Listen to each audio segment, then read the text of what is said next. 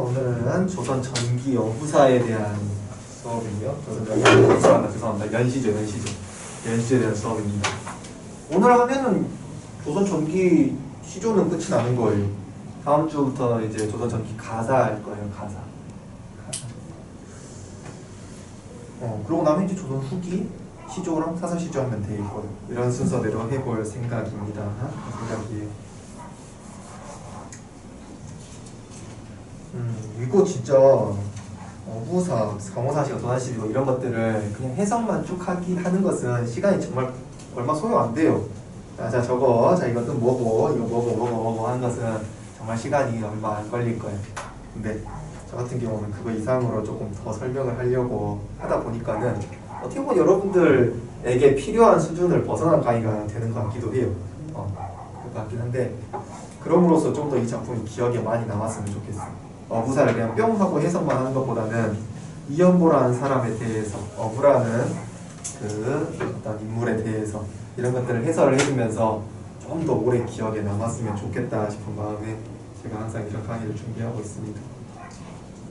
한번 배우고 잊어버리는 것보다는 좀 꼼꼼하게 공부하고 오래 기억하는 게 낫지 않을까 생각합니다. 오늘은 아무튼 춥네요. 영하 뭐 10도까지 11도까지 내려갔다고 그러는데 진짜 왜 이런지 모르겠어. 이런 말 쓰던데 온난화의 역설? 온난화의 역설이란 말 쓰더라고요. 지구 따뜻해진다고 하는데 어느 지역에서는 겨울이 훨씬 추워져. 그 이유가 북극에 있는 빙하가 녹으면서 그 냉기가 확 하고 밀려 내려오는 거죠. 그러니까 북극은 높고 그 냉기가 남쪽으로 내려오고 거기에 걸쳐져 있는 게 우리나라죠. 북극이 여기 있다고 했을 때 이렇게 있고 우리나라가 여기 있다고 하면은 냉기가 요렇게 이런 식으로 냉기가 이렇게 나온다고 하잖아요. 밀려온다고 하잖아요. 거기 우리나라가 걸려서 이렇게 겨울마다 요즘 좀 춥다라고 말을 합니다. 실질적으로 온난화가 너무 심해서 이렇게 우리나라가 춥다라고 보면 되겠죠. 그건 심각하죠. 그 비가 녹는 거 보면 심각하죠. 자, 아무튼 오늘 또 해보겠습니다. 수업을 일단 진행해보고 중간중간에 하고 싶은 말 일단 해보도록 하죠. 시작을 한번 해볼게요. 81번에 어부사라는 작품이 있고 82번에 강호사시가라는 작품이 있어요. 두 개예요. 두 개란다. 여기 지금 두 작품이 있는데 82번 작품부터 오늘 먼저 할 거예요. 강호사시가부터 먼저 할 겁니다. 이게 예전 책에는 강호사시가가 앞쪽에 있었어요. 이유가 맹사성이라는 작가가 더 먼저 사람이에요. 더 앞선 사람입니다. 앞선 작품이에요. 모든 연시조의 최초의 작품이 강호사시가입니다. 그렇기 때문에 맨날 앞에 있었는데 왜 순서가 뒤바뀌었는지 모르겠어요. 책을 쓴 사람이 이유가 있을 거예요 분명히. 근데 그걸 내가 인지를 못하기 때문에 82번부터 먼저 시작을 하겠습니다. 자, 맹사성의 강호사시가예요. 맹사성에 대해서 좀 아시면 좋겠습니다. 맹사성은 고려에서부터 세종 때까지 살았던 사람이에요. 고려 말에 태어나서 세종 때까지 살았던 사람입니다. 맹사성의 할아버지, 아버지 이 두 사람이 고려의 충신이에요. 고려의 충신. 그래서 이성계가 반란을 일으켰을 때 반란을 일으켜서 조선을 세운 거잖아요. 그때 적극적으로 전쟁에 나와가지고 싸워가지고 죽었던 사람들입니다. 충신이에요. 충신. 고려의 충신. 거기다가 맹사성은 최영장군이 누군지 아실 겁니다. 이성계에게 맞서 싸웠던 그 시대의 최고의 고려의 장수죠. 이 최영장군의 손녀가 자신의 아내예요. 그러니까 맹사성은 완전히 고려의 충신 집안입니다. 근데 이성계가 이제 다 죽여버려야 돼. 이런 충신 집안은 죽여야 후광이 없잖아요. 나중에 또 조선을 세웠을 때 반란군이 일어날 수도 있기 때문에 다 죽여야 되는데 이성계가 봤을 때 맹사성이 너무 능력이 뛰어난 거예요. 그러니까 스카웃을 합니다. 지휘를 해요. 맹사성 너 살려줄 테니까 나랑 같이 일하지 않을래? 라고 하니까는 맹사성이 콜을 합니다. 알겠습니다. 같이 일을 해보겠습니다. 거기서 거절한 사람들이 있죠. 우리 배웠잖아요. 길제라든지 원천석이라든지 초반부에 우리 배웠잖아요. 시조 초반부에. 네. 하지만 맹사성은 오케이를 합니다. 그래서 실제로 조선에 와가지고 많은 이제 일을 하고 높은 지위까지 올라가지고 어디까지 올라가냐면은 좌의정까지 올라가요. 좌의정. 영의정까지 못 올라간 이유는 이때 황의정승이 영의정이었거든. 그래서 그 원탑을 밀어낼 수는 없었어. 좌의정까지 갔던 사람입니다. 물론 그 황희가 마찬가지로 청백리, 청렴 결백한 사람으로 유명합니다. 맹사성. 이런 시대를 살던 사람입니다. 자, 세종. 세종은 어떤 시대입니까? 세종을 어떤 시대라고 우리 표현을 하죠? 태평성대라는 말을 많이 하죠. 문화적으로나 혹은 이렇게 군사적으로나 태평성대 이루어졌던 시대잖아요.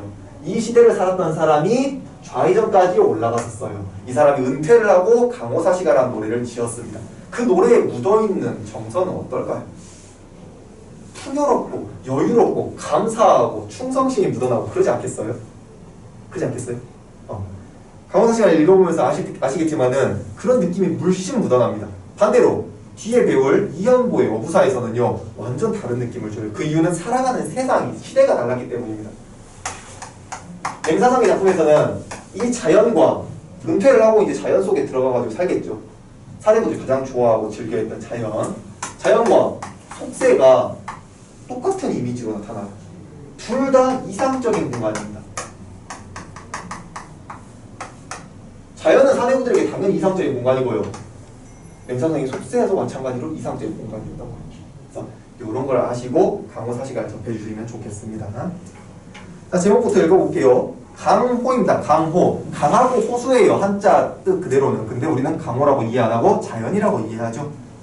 여기 사용된 표현 기법 뭐예요? 대유법이죠. 대유법. 강호뿐만 아니라 산천, 천서, 연하, 월, 풍월 이런 것들이 그냥 자연물로 해석하는 게 아니라 자연 그 자체라고 이해를 해주셔야 됩니다. 자, 그러면은 강호사시가 자연 속에서 어디다 쓸까? 자연 속에서 사계절이라는 뜻입니다. 사계절. 자연 속에서 사계절을 보내면서 그 즐거움과 흥취를 노래한 작품이다. 강호사시가입니다. 아래 보면 총 4수로 이루어져 있죠. 춘사하사, 추사, 동사 각각의 계절을 하나씩 배치를 해서 쓴 작품입니다. 이 작품을 읽을게요. 자, 춘사. 강호의 봄이 드니 자연이겠죠. 자연의 봄이 들어오니 미친 흥이 절로 난다. 자연 친화적인 태도를 벌써 읽어볼 수가 있네요. 근데 그 흥겨움이 단순한 즐거워가 아니라 미칠 듯한 즐거움. 정말로 그 흥취를 느끼고 있다라고 이해하시면 되겠습니다. 탕료 개변. 이건 기억할 필요 없는 단어예요. 탕료 개변은 기억할 필요 없습니다. 대신에 써놓아 보시면요. 탕료는 막걸리고요. 개변은 시냇가예요. 개변은 시냇가. 탕료 개변, 시냇가에서 막걸리를 마신다라는 뜻입니다. 시냇가에서 막걸리를 마시고 금민어를 안주로 삼아서 먹고 있어요. 금민어는 쏘가리입니다. 기억할 필요 없는 단어예요. 쏘가리. 저 시냇가에 앉아서 막걸리 마시면서 쏘가리를 먹고 있습니다. 어떤 삶이라고 말씀하실래요? 어떤 삶? 어떤 삶? 쏘가리 지금 저 북한강 가가지고 매운탕이나 회 먹으면 한 8만원 합니다. 1인분에. 환장할 만한 가격이에요. 참, 시냇가에서 막걸리 마시면서 쏘가리 안주 먹는 거 무슨 삶? 가난한 삶. 가난한 삶. 선생님 쏘가리가 8만원이나 하는데 왜 이렇게 해요? 이름 자체도 금린너 아닙니까? 비싸 보입니다. 죄송합니다. 그게 아니죠. 사대부는 자연에 들어오는 순간 가난이라고 인식한다고요. 관념적인 가난이죠. 관념적인 가난. 여기서 안분지족을 말할 수 있는 거예요. 안분지족. 물론 자연 친화가 초장에 나왔기 때문에 그거 자체가 안분지족입니다. 그런데 여기서도 안분지족, 안빈낙도 비니무원 읽어낼 수 있으셔야 돼요. 자, 마지막 줄. 이 몸이 한가롭게 이렇게 지내는 것도 역군은이셨다. 만약에 역군은이라는 단어를 모른다면 이제 기억을 하셔야 됩니다. 역군은 역시 임금님의 은혜로구나. 내가 이렇게 지내는 것도 역시 임금님의 은혜로구나. 임금님 누구? 세종대왕이겠지. 그러니까 자연 속에 와가지고 속세를 생각하면서 두 개를 같이 연결짓고 있어요. 동일한 긍정적인 대상으로 공간으로 연결짓고 있습니다. 왜? 맹사성이 그런 시대를 살았으니까. 아셨죠? 좀 이따 이연보랑도 연결지어서 이해해 보시기 바랍니다. 하사 봅시다. 하사. 여름이네요.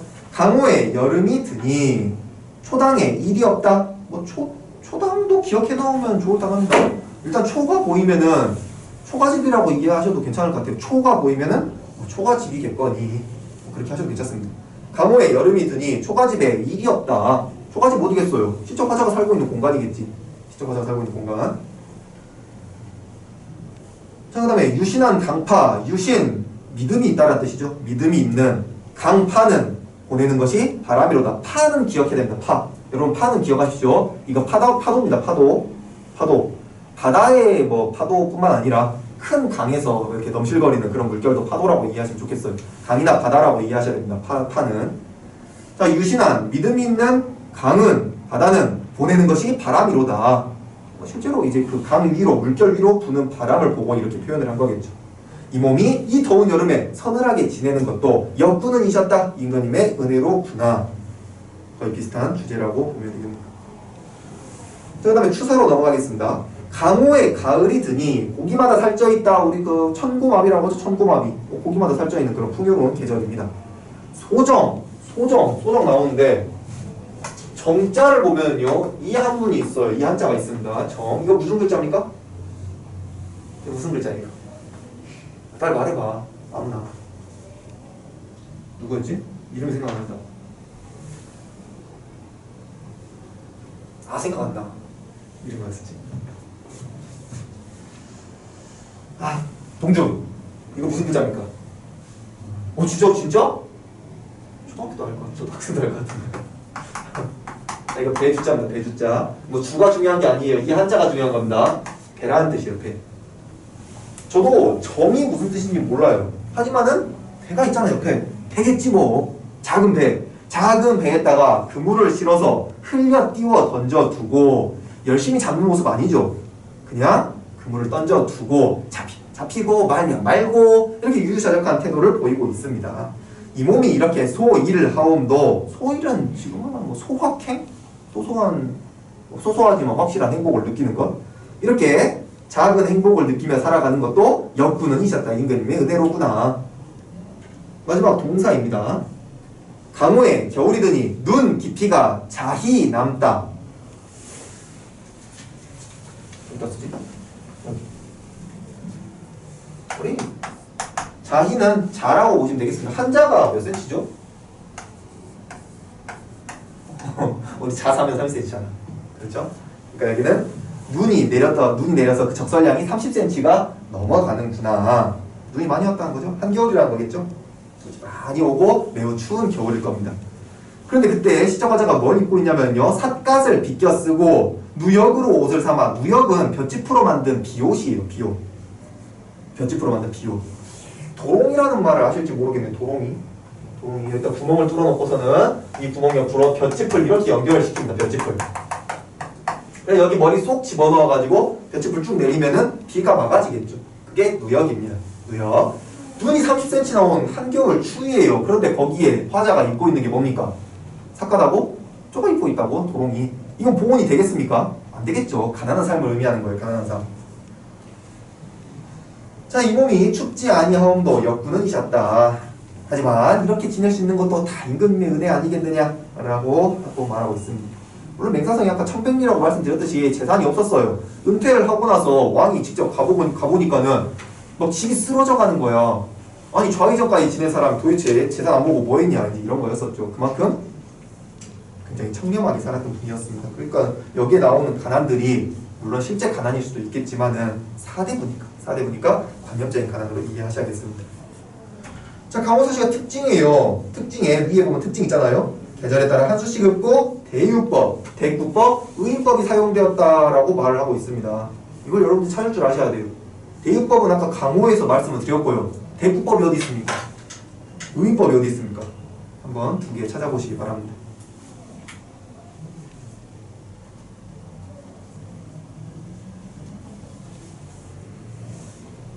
찾았죠? 너무 다급했나? 여기 누구야? 예빈이? 의인법 어디 있어요? 의인법. 못 찾았어. 의인법이 뭐였습니까? 사람이 아니고 사람처럼 표현하는 게 의인법이었죠? 어딨어? 희서 찾았어요? 희서? 뭐야? 어려워? 테이 찾았어요? 저기 유신한 강파라고 위쪽에 찾아서 C라고 되어 있죠? 예빈 시간 많이 못 줘서 미안해요. 자, 유신한 강파. 믿음이 있는 강. 강에 어디 믿음이 있어? 그렇죠? 믿음을 강하게 보내는 것은 사랑이라고 인식을 했기 때문이겠죠. 대꾸법은 문장의 형식 혹은 문장의 구조 이게 반복되는 것이 대꾸법이잖아요. 어디 있습니까? 마지막 줄도 대꾸법이긴 하죠. 이 몸이 한가함도 이 몸이 서늘함도 역부는 이셨다. 그것도 그거지만은 강호의 봄이 드니 미치는이 절로한다. 강호의 여름 드니 초당이 이기었다. 강호의 가을이 드니 고기마다 살쪄 있다. 이것도 대꾸법이죠. 대꾸법의 효과 운율 형성 주제 강조. 왜? 반복법이니까. 일단 여기까지 하고 강호사 시간 넘어가도록 하겠습니다. 기억을 잘 해주세요. 강호사 시간 맹사성을 보았을 때 제가 오늘 했던 말들 있잖아요. 여러분들에게 맹사성이 다른 사람으로 이제 오는 것이지 그냥 맹사성 이름 이상하다 맹시도 있었어 이렇게 끝나는 것이 아니라 맹사성 세종대 사람이었고 그런 시대에 살아갔던 사람이구나. 그러니까 주제가 이렇겠지 하고 이해하기를 저는 원합니다. 이야기만. 자, 그 다음에 81번에 있는 어부사로 가보겠습니다. 어부사.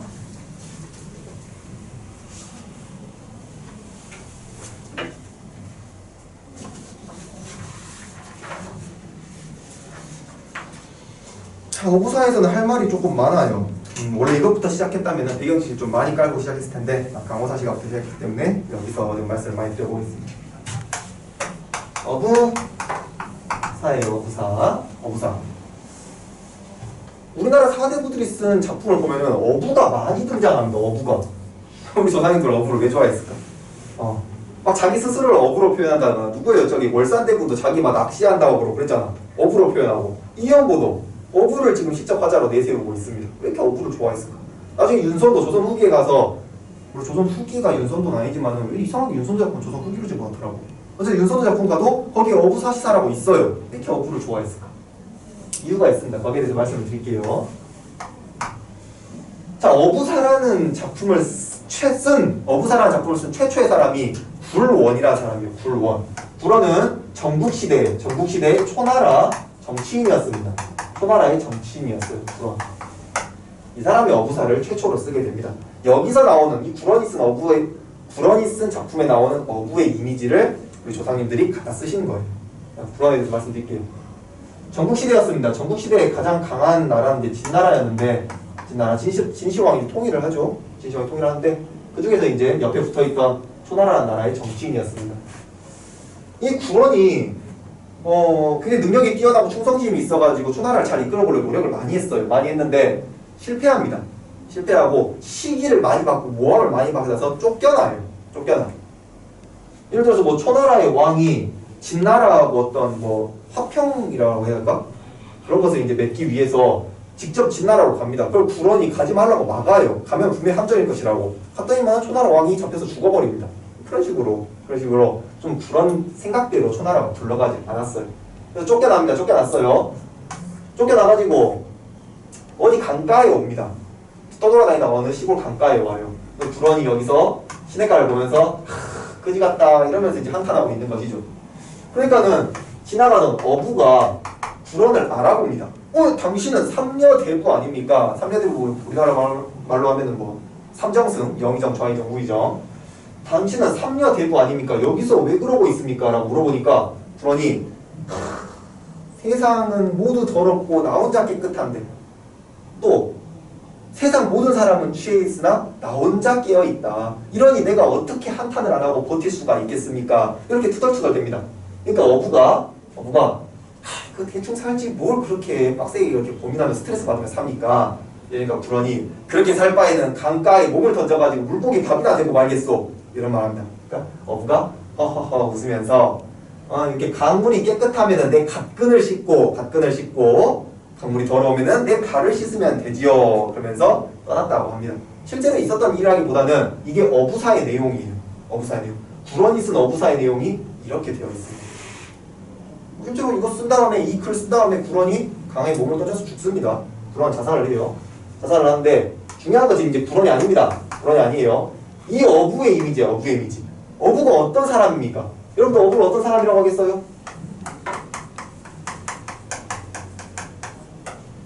이렇게 말할 수 있겠죠. 유유자적한 사람. 그 대충 살면 되지. 뭐 이렇게 스트레스 받습니까? 그냥 깨끗하면 내 가끔 씻고 깨끗하면은 정치계에 나가 정치하고 더러우면은 그냥 발 빼고 나오면 되지요. 뭐 이렇게 스트레스 받습니까? 이런 삶을 산 게, 이런 삶의 이미지를 보이는 게 어부예요. 어부. 거의 2000년 전에, 이거 조선시대 사람들이잖아. 이연보라든지 윤선도라든지 거의 2000년 전에 쓴 불원의 작품을 패러디해서 계속 쓰는 거예요. 패러디해서. 그럼 자, 이연보의 어부사에 나오는 어부의 이미지 어떤 이미지겠어요? 자연친화, 유유자적, 뭐 구라일치, 다 그런 말들이 들어갈 수가 있겠죠. 안부지적, 안빛난다. 여기서 발생을 한 게 어부입니다. 자, 이 어부 실제 어부 아니에요. 실제 어부가 어디 불원한테 와가지고는 대충 사시면 되지요. 뭔 어부가 대충 살아. 빡세게 살아야지. 오늘 고기 못 잡으면 내일 굶어 죽는 거예요. 가족 먹여 살리려면 빡세게 살아야 돼. 실제 어부가 아니죠. 이런 어부를 뭐라고 한다고요? 가어부이라고 한다고요. 가짜 어부, 가짜 어부. 네, 알아두시고 시작하면 되겠습니다.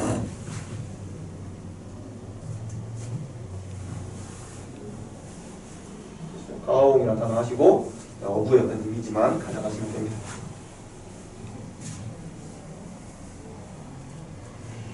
자, 이연보에 대해서 좀 말씀을 드려보겠습니다. 이연보. 우리 아까 아침에 누구였었죠? 맹사성은 세종 때까지 살았습니다. 근데 태정태세 문단세 예성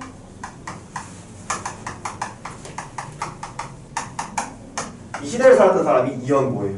연산군과 중종시대에 살았던 사람이 이연보입니다. 네. 우리 세조, 여기가 이제 세조죠. 세조 이후에 사대부들이 파벌이 나뉩니다. 사대부들의 파벌이 나뉘기 시작해요. 세조 이후에 4개로 나눌 수가 있는데 숭구파, 그 다음에 살인파, 그리고 뭐 절의파, 청담파, 이렇게 4개로 나뉩니다. 이 둘은 기억할 필요 없어요. 여러분도 들어보긴 이 둘만 들어보셨을 거예요. 숭구파는 세조의 왕위 찬탈에 도움을 줬던 사람들입니다. 즉 기득권 세력이에요. 기득권 세력. 절의파는 우리 생육신들, 사육신은 죽었으니까 뭐 말할 것이 없고 생육신들. 정부에 대해서 비판적인 사람들이죠. 그다음에 벼슬길에는 생각이 없습니다. 벼슬은 하고 싶어 하지 않아요. 그래, 이렇게 더러운 세상 내가 가서 뭐해? 충성심을 지키면서 그냥 살아가야지. 이랬던 사람들이 절의파입니다. 청담파는 학문수양에만 힘을 썼던 사람들이에요. 학문수양. 딱히 뭐 벼슬하고 싶은 생각도 없어. 그냥 바깥에서 열심히 뭐 공작, 맹작 이런 책 읽으면서 지내는 거 좋아했던 사람이 청담파입니다. 살인파는요, 정부에 대한 비판적인 사람들이에요. 이 점에서는 절의파와 똑같습니다. 근데 뭐가 다르냐면은 이 사람들은 벼슬하기를 원했어요. 벼슬하기를 원했어.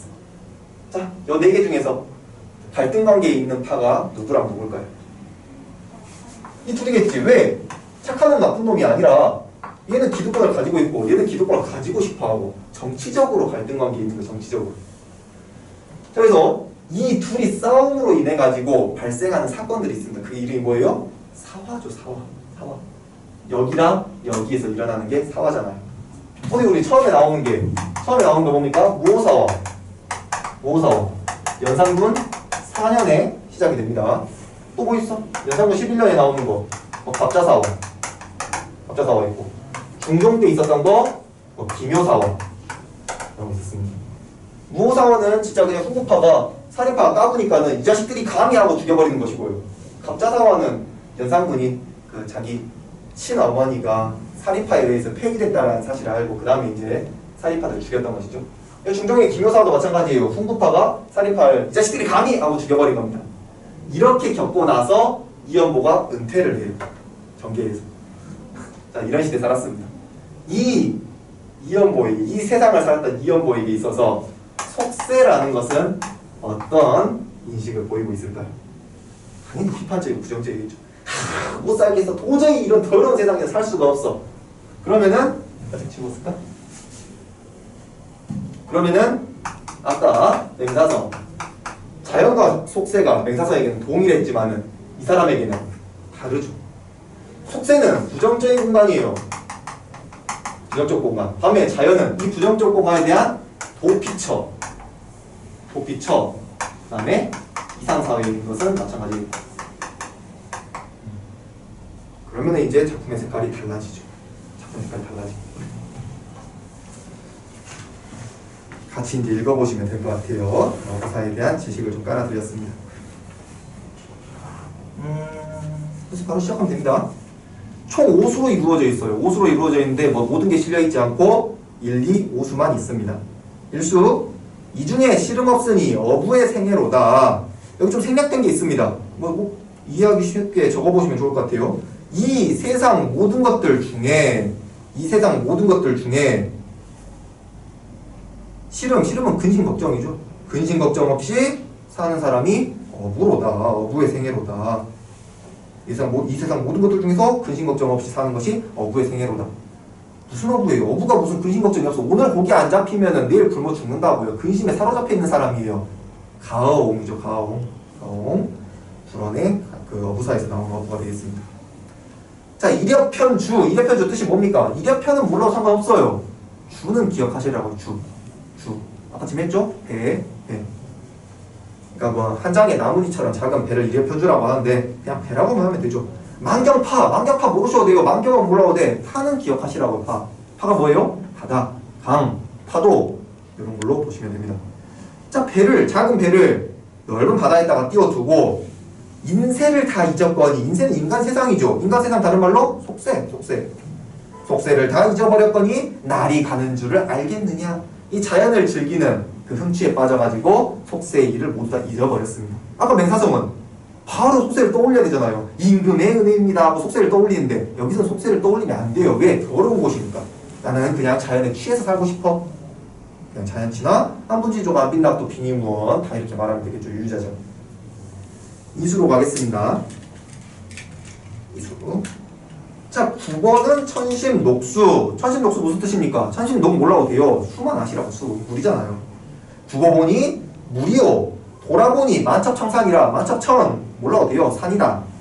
이렇게 국어보니까는 물이 있고 저렇게 돌아보니까 산이 있어요. 뭐 산과 물은 자연이기 때문에 분명히 화자에게 긍정적인 대상일 것입니다. 이들이 하는 역할은 아랫줄을 읽어보면 나와 있어요. 산과 물이 하는 역할은 아랫줄을 읽어보면 나옵니다.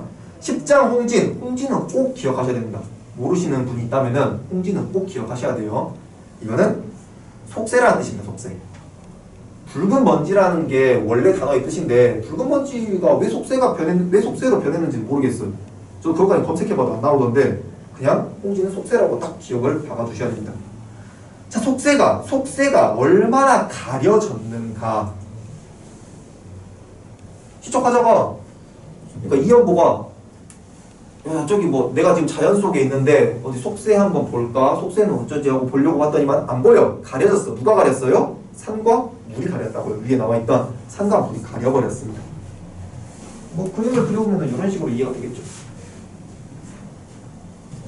여기 이제 집들 모여있는 속세가 있습니다. 속세가 있어요. 뭐야, 사람 얼굴 같네. 자, 그러고 나서 여기에 강이 있고 여기에 산이 이렇게 있어서 시적화자는 여기 있을 것이고 그래서 여기가 안 보인다.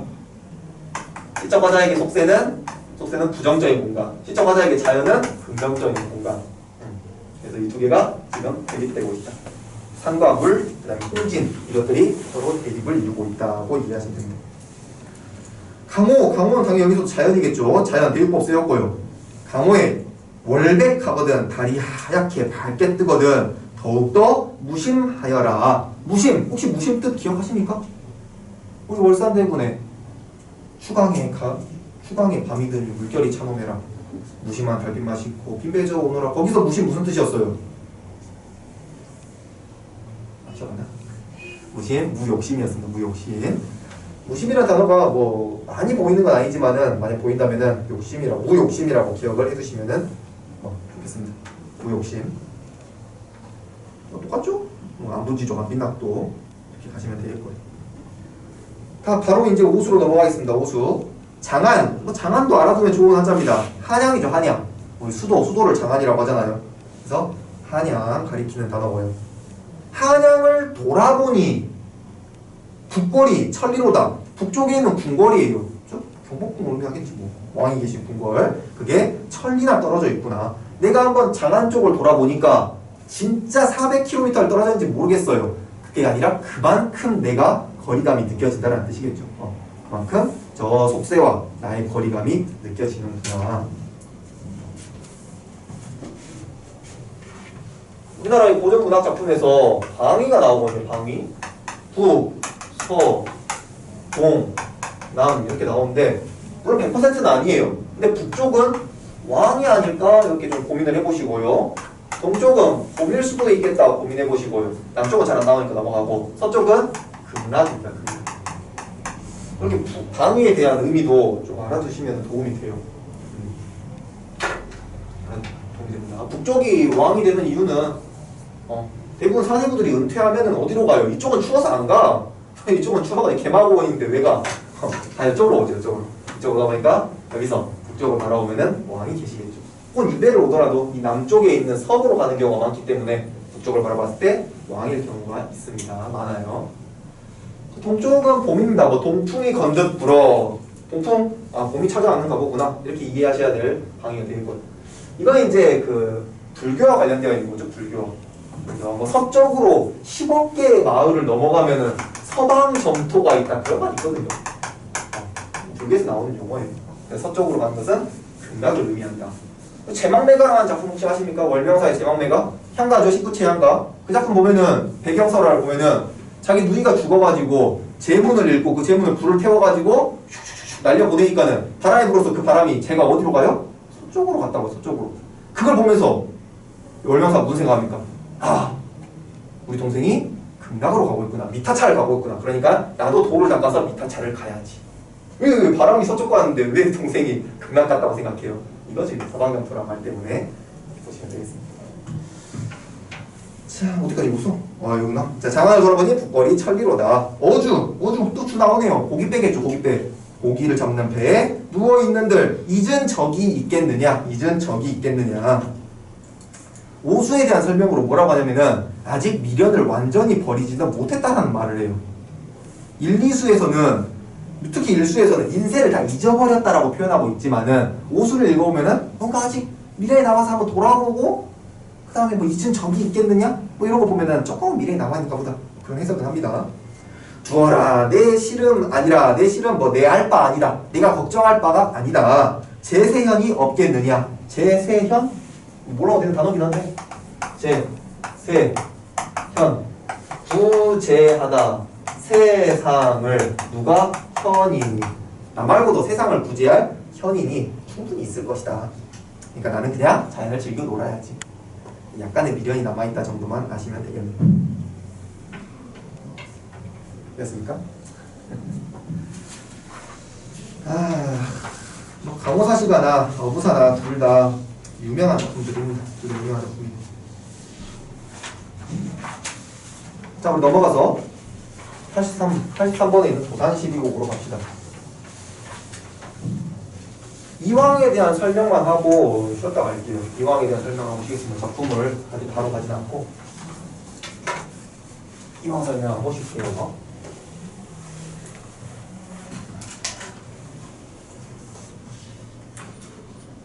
자, 도산 12곡은 2005년도에 수능으로 한번 나왔어요. 그리고 고3 모의고사만 따진다면은 두 번이 나왔습니다. 2012년, 2017년인가 6년인가 그때 해가지고 총 그렇게 세 번이 출제되었고요. 당연히 뭐 고2, 고1까지 포함한다면 더 많이 출제가 되었겠죠.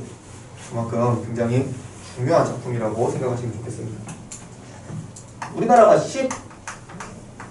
16세기 조선시대를 흘러갈 때 가단이라는 게 생겨나요. 가단. 뭐 노래를 부르는 단체라는 거겠죠. 좀 어떤 노래 취향이 맞는 사람들끼리 그룹을 만들어요. 노래 취향이 맞는 사람들끼리. 그 사람들이 가단이라는 걸 형성을 하게 됩니다. 가단은 두 개예요. 이렇게 우리나라에 있다고 했을 때 여기 호남 가단이라는 곳과 여기 영남 가단이라는 곳이 형성이 됩니다. 근데 북쪽은요? 북쪽은 양반들이 안 갔다니까. 북쪽은 추워서 안 갔어. 여기 밑으로 내려와가지고 여기서 이렇게 가단이 만들어집니다. 두 개의 가단이 형성이 되는데요. 얘 호남 가단. 이 둘 다 뭔가 아지트를 만들어요. 아지트. 자기들이 이렇게 모여가지고 서로 이야기 나누고 즐길 수 있는 아지트를 만듭니다. 호남 가단 쪽은 만들어 놓은 그 건물들이 면함정, 뭐 식영정, 소세원, 이런 걸 만듭니다. 이거 담양에 있고, 이거 담양에 있고, 이거 담양에 있어요. 담양 가보신 분들 이런 거 안 보고 왔죠? 대나무 보고 떡갈비 보고 그러고 왔잖아. 그래서 담양. 그러니까 지금은 전라남도에 광주가 제일 크지만은 옛날에는 담양이 정말 컸었나 봐요. 담양 쪽에 다 이렇게 모여가지고 지냈던 거 보면. 가봤습니다. 면항정. 식영정은 가봤는지 안 가봤는지 기억이 안 나. 소생원도 가봤어요. 셋 다 가봤습니다. 이렇게 가봤었는데 이것들이 전부 다 정자예요. 정자. 그러니까 놀고 먹고 노래 부르고 지내기 위해서 만들어진 곳이에요. 즐기기 위해서. 소생원은 이런 약간 언덕이 이렇게 있는데 이 언덕에다가 자연스럽게 여기다가 정자 하나 지어놓고 여기다가 정자 하나 지어놓고 여기 뭐 문 만들어놓고 여기 뭐 내가 계곡물 흐르니까 여기에 물레방아 만들어놓고 담장 이렇게 쌓아놓고 이렇게 만들어졌어요. 그냥 자연 속에다 그대로 그냥 그걸 박아놓았습니다. 면항정은 언덕이 이렇게 있고요. 요 앞에 이제 논밭 있고 강 흘러가고 이 뒤쪽으로는 커다란 나무가 있고 산이 이렇게 있습니다. 여기에다가 이렇게 정자를 하나 세워놓았어요. 이 뒤에 이제 산 보고 앞에 강 보고 이렇게 놀려고 굉장히 자연 속에 들어가 있는 그런 건물들인 것이죠. 화면에 영남가다는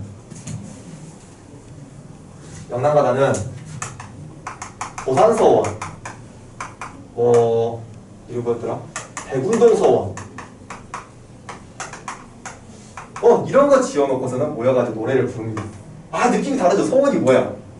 서원은 공부하는 곳이잖아요. 학원, 학교 이런 곳이 서원이잖아요. 그래서 이 두 개의 색깔이 명확하게 나뉩니다. 호남가단 쪽에 속했던 사람이 뭐 정철, 송순이 누굽니까? 10년을 경영하여 초래상관 지어내니 그 작품 썼던 사람이잖아요. 이런 사람들이 호남가단이었고, 영남가단은 이황이라든지 주세붕이라든지 여러 사람들이 영남가단에 해당을 하게 됩니다. 호남가단은 영남가단의 건물 설명 안 했구나. 영남가단 도산서원이나 백운동서원을 보면요 어떻게 되어 있냐면은 여기 강이 흘러요. 여기 강이 흐르고 여기 이렇게 언덕이 이렇게 있어. 언덕은 이렇게 보고 언덕이 이렇게 있었다고 합시다. 여기 강이 이렇게 흐르고 있다면은 여기를 깎아요. 이렇게 깎아. 그래서 여기다가 서원을 짓습니다. 여기서 깎아서 여기다 또 이렇게 서원을 또 짓습니다. 이런 식으로. 달라요, 느낌이 완전히. 얘는 자연 속에다가 그냥 집어넣어서 온전히 자연을 즐기는 거고, 얘네는 자연 속에서 자연을 이렇게 가공해가지고 서원을 지어놓고 거기서 학문수양하면서 앞에 자연 즐기면서 이렇게 지내는 것을 느낄 수가 있겠습니다. 얘네는 풍류, 주제의식들이 풍류, 흥취 이런 걸 읽어볼 수가 있고요. 그래서 정철의 성산별곡이라든지 송순의 면항정가라든지 이런 거 보면은 이런 정서가 많이 드러납니다. 이쪽은요 당연히 학문수양에 대한 의지가 포함이 되어 있겠죠. 작품 속에서.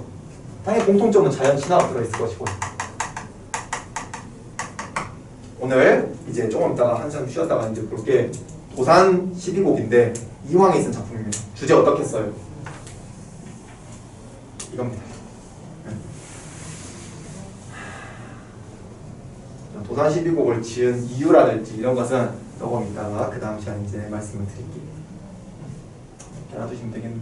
여기는 가본 적이 없어. 내가 고향이 이쪽이기 때문에 좀 많이 놀러 가봤거든요. 고향은 영남 쪽 가본 적이 없어. TV로도 많이 봤습니다. 여기까지 하고 잠깐 끊었다가 할게요.